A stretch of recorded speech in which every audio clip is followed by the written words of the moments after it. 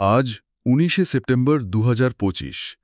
আজকের দিনটা শুরুই হলো একটা খুব খারাপ খবর দিয়ে। হ্যাঁ, সকাল থেকেই শুনছি, মনটা ভীষণ ভারী হয়ে আছে। আমাদের হাতে যে সূত্রগুলো এসছে সেগুলো পড়ছিলাম। উফ, খুব খুব দুঃখজনক। একটা কেমন যেন শূন্যতা লাগছে। আসলেই, ভাবা যায়, জুবিন গার্গ, জীবন বোরঠাকুর আর নেই। অসম তো বটেই, সারা ভারতের সঙ্গীত জগতের জন্য এটা একটা বিরাট ক্ষতি। বিরাট ক্ষতি। আর এই সূত্রগুলোতে শুরুতেই একটা ছবির কথা আছে, দেখেছেন? শিল্পীর নিজের তোলা ছবি। কিন্তু আজকের দিনে দাঁড়িয়ে দেখলে ছবিটা কেমন যেন বিষণ্ণ লাগছে। হ্যাঁ হ্যাঁ, সময় কিভাবে সবকিছুর অর্থ বদলে দেয়। হয়তো এই অনুভূতিটাই আজকের আলোচনার মূল সুর। আমরা তো এই সূত্রগুলোর ওপর ভিত্তি করেই কথা বলবো। জুবিন গার্গের এই হঠাৎ চলে যাওয়া, তার জীবন, তার কাজ, প্রভাব, এইসব নিয়ে। অবশ্যই। আর সূত্রগুলো খুব পরিষ্কার করেই বলছে যে জুবিন গার্গ শুধু একজন পপুলার গায়ক ছিলেন না, ব্যাপারটা তার থেকেও অনেক গভীর। ঠিক, ওকে বলা হচ্ছে সংস্কৃতি সমাজের প্রতীক। এবং অনুভূতির কণ্ঠস্বর, এই কথাগুলো কিন্তু খুব গুরুত্বপূর্ণ। এগুলো বুঝিয়ে দেয় তার চলে যাওয়াটা শুধু গানের জগতের ক্ষতি নয়, এটা একটা বৃহত্তর সাংস্কৃতিক শূন্যতা। একদম। তো ঘটনাটা কিভাবে ঘটল? সূত্রগুলো থেকে যা বোঝা যাচ্ছে ভীষণই আকস্মিক, তাই না? উনি তো সিঙ্গাপুরে ছিলেন। হ্যাঁ, সিঙ্গাপুরে।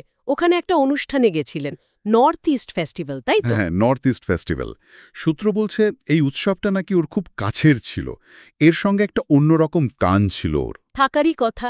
উত্তর পূর্ব ভারতের সংস্কৃতির জন্য ওর যে টান, যে ভালোবাসা, সেটা তো আমরা জানি।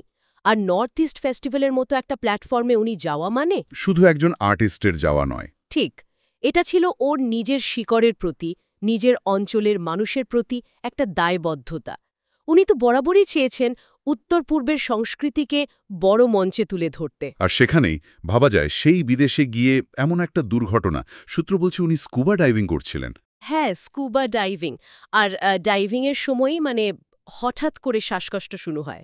উফ! তারপর তো তাড়াতাড়ি উদ্ধার করে হসপিটালে আইসিইউতে রাখা হয়েছিল। কিন্তু শেষ রক্ষা হলো না, হাসপাতালেই চলে গেলেন। কি সাংঘাতিক! এত প্রাণবন্ত, এত সৃষ্টিশীল একজন মানুষ, তার জীবনটা এভাবে হঠাৎ করে থেমে গেল। এই হঠাৎ ব্যাপারটাতেই যেন ধাক্কাটা বেশি লাগে। স্কুবা ডাইভিংয়ের মতো অ্যাডভেঞ্চারে তো ঝুঁকি থাকেই, কিন্তু এরকম চরম পরিণতি কে ভাবে? সেটাই। জীবনের অনিশ্চয়তাটা যেন চোখে আঙুল দিয়ে দেখিয়ে দিল।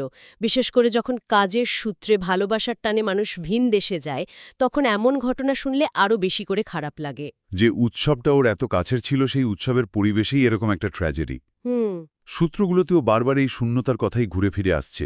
যেমন এক জায়গায় লেখা, আজ আপনার অনুপস্থিতি কষ্টের। মনে হয় এক একটা মুহূর্ত যেন অধুরে রয়ে গেল। এই ফিলিংটা বোধহয় এখন সবার মনেই হচ্ছে। হওয়ারই কথা। কারণ ওর গানগুলো তো শুধু গান ছিল না, সেগুলো আমাদের জীবনের অংশ হয়ে গেছিল কবে থেকেই। ঠিক। ইয়া আলী, দিল তুহি বাত, কত গান!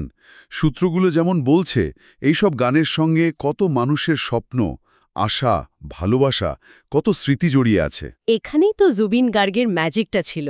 ওর গান শুধু শোনার জিনিস ছিল না, সেগুলো ছিল একেবারে ভেতর থেকে অনুভব করার মতো।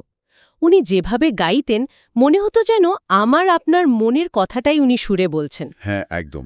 এই জন্যে তো ওর চলে যাওয়াটা অনেকের কাছে শুধু একজন সেলিব্রিটির মৃত্যু নয়, এটা যেন একটা ব্যক্তিগত ক্ষতি। ওই যে সূত্র বলছে না, অনুভূতির কণ্ঠস্বর, কথাটা ১০০% সত্যি। এই সূত্রগুলোতে একটা লাইন আমার খুব মনে ধরেছে, জানেন? লেখা আছে, আজ কে যেন বলেছিল, শিল্পী কখনো মরে না। আর আজ সত্যি মনে হচ্ছে সেই কথাটি যেন একটু কম সত্য হয়ে গেল। কথাটা তো আমরা প্রায়ই বলি যে শিল্পীরা তাদের কাজের মধ্যে বেঁচে থাকেন। বলি তো। কিন্তু এই মুহূর্তে দাঁড়িয়ে এই খবরটা পাওয়ার পর কথাটা যেন ঠিক ততটা সান্ত্বনা দিচ্ছে না। আপনার কি মনে হয়? এটা একটা খুব খুব রিয়েল অনুভূতি। দেখুন, থিওরিটিক্যালি কথাটা তো সত্যি, শিল্পীর সৃষ্টি তো অমর, জুবিন গার্গের গানগুলো থাকবে, আমরা শুনব। কিন্তু কিন্তু মানুষটা তো আর নেই। ঠিক ওই শারীরিক অনুপস্থিতিটা, তিনি যে আর নতুন কিছু সৃষ্টি করবেন না, এই সত্যিটা, এর অভিঘাত তো সাংঘাতিক। বিশেষ করে জুবিন গার্গের মতো শিল্পী, যিনি শুধু গান রেকর্ড করেননি, তার লাইভ পারফরমেন্স, তার ওই মঞ্চ কাঁপানো উপস্থিতি, তার ব্যক্তিত্ব, সবকিছু মিলিয়ে মানুষের সঙ্গে একটা অন্যরকম কানেকশন তৈরি করেছিলেন।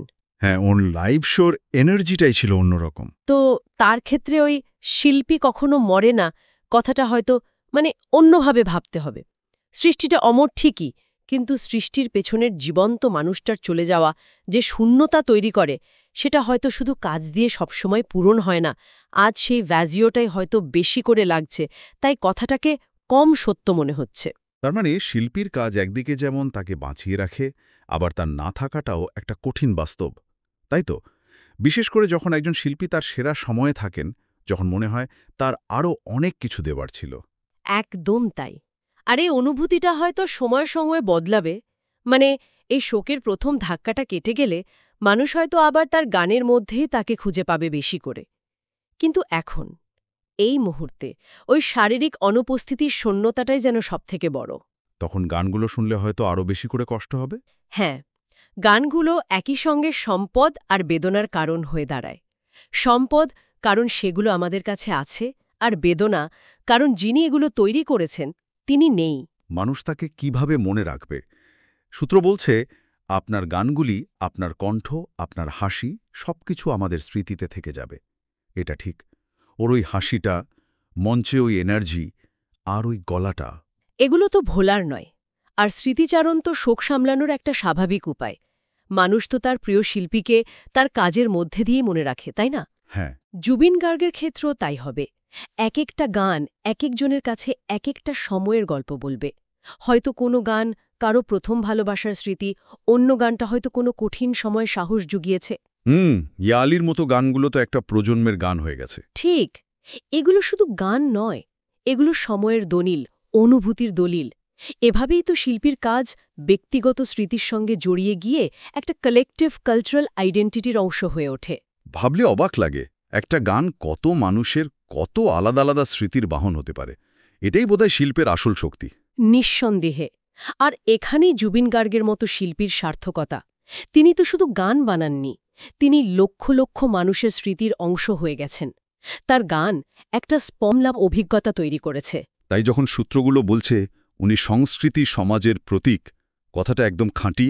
অবশ্যই, ওর গান, ওর ব্যক্তিত্ব সব মিলিয়ে একটা সাংস্কৃতিক জগৎ তৈরি করেছিলেন তিনি। শুধু উত্তর পূর্ব ভারত নয়, সারা দেশেই তার প্রভাব ছিল। এই সূত্রগুলোর শেষে একটা ধন্যবাদ জানানো হয়েছে শিল্পীকে। বলা হয়েছে, ধন্যবাদ আপনাকে জীবনের প্রতিটি সুরের জন্য, প্রতিটি আবেগের জন্য, সেই সমস্ত ভালোবাসার জন্য যা আপনি সবার হৃদয়ে রেখে গেছেন। আমার মনে হয় এই মুহূর্তে এই কৃতজ্ঞতার অনুভূতিটাই সবচেয়ে জোরালো। খুব স্বাভাবিক। যখন একজন শিল্পী তার কাজের মাধ্যমে মানুষের জীবনকে এভাবে ছুঁয়ে যান, তাদের আনন্দ বেদনায় সঙ্গী হন, তখন তার প্রতি কৃতজ্ঞতা আসাটাই তো স্বাভাবিক। তিনি যে সুর, যে আবেগ, যে ভালোবাসা ছড়িয়ে দিয়ে গেছেন, সেটাই তো তার আসল লেগেসি। এই ভালোবাসা, এই স্মৃতিগুলোই তাকে বাঁচিয়ে রাখবে। হুম কিন্তু তবুও মনের ভেতর একটা খটকা, একটা প্রশ্ন থেকেই যাচ্ছে, যেটা এই সূত্রগুলোতেও আছে। কেমন করে হবে এমন একটা মুহূর্ত যেখানে আপনি হঠাৎ আমাদের মাঝে আর থাকবেন না? এই হঠাৎ চলে যাওয়াটা, এই অভাবনীয় ক্ষতিটা মেনে নেওয়া খুব কঠিন।